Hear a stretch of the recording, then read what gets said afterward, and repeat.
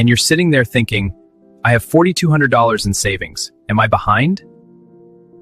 You're 25. You open Instagram. Someone just bought a house. Someone else is retired at 32.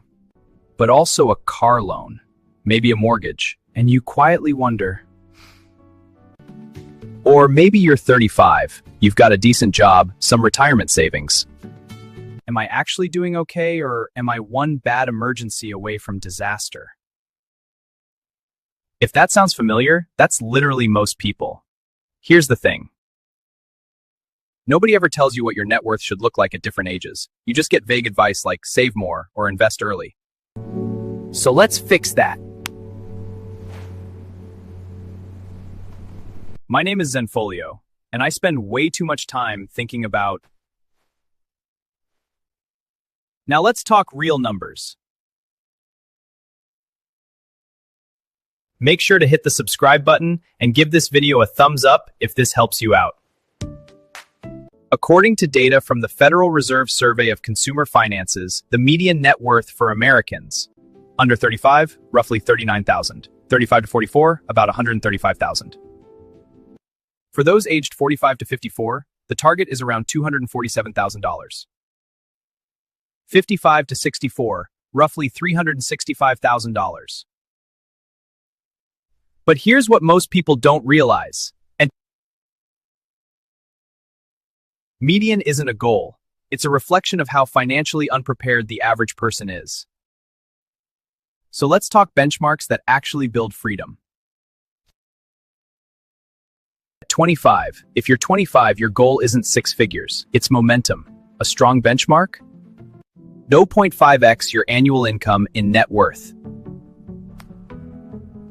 So if you make $50,000 per year, aim for about $25,000 in net worth. That could look like $15,000 invested, $10,000 in savings, minimal debt. Why? Because compounding is still your superpower. If you invest $300 per month at a 7% return starting at 25, you'd have about $365,000. Wait until 35 to start? You'd have about $170,000. That 10-year delay costs you nearly $200,000. This is where it gets really interesting. The moment we've all been waiting for. Are you ready for this? It's not about how much you make at the 25. It's about whether you build the habit of ownership instead of consumption. At 35, by 35, the benchmark shifts. You should aim for 1.5x to 2x your annual income in net worth. So if you earn $80,000, target $120,000 for $160,000. Now, you might be thinking, that sounds impossible. I have kids, a mortgage, life is expensive. Exactly. And this is where psychology enters. Here's what most people don't realize. Wealth isn't built from big sacrifices. It's built from resisting small upgrades. Lifestyle inflation is brutal in your 30s. You finally earn more, and your expenses magically rise to match it.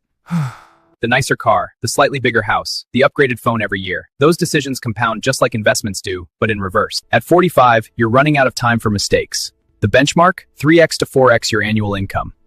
If you earn $100,000, that means $300 net worth. Now the math matters more than motivation.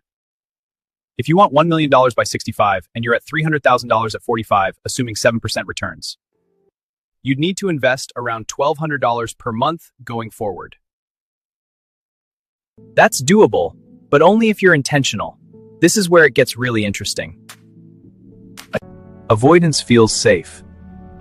Clarity builds wealth. Most people at 45 don't fail because they earn too little. They fail because they avoid looking at the numbers. At 55, the benchmark should be 6x to 8x your annual income. So earning $100,000, you're aiming for $600,000 minimum. Why?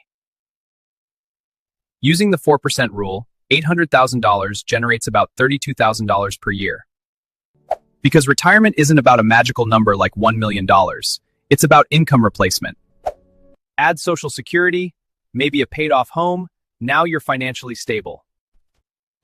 But if you only have $200,000, that's $8,000 per year. That's the difference between flexibility and fear. So what should you do today? Calculate your net worth. Assets minus liabilities. No guessing. Compare it to your age benchmark. No emotion, just data. Increase your savings rate by 5% starting this month. Automate investments so discipline beats motivation. Here's the truth. You don't need to be rich at 25. You need to be intentional. You don't need perfection at 35. You need consistency. At 45 and 55, you need clarity and urgency. Most people drift financially for decades and hope it works out. You're not most people. If this gave you perspective, hit subscribe. The difference between stress and freedom is usually just better information applied consistently. And I'll see you in the next one.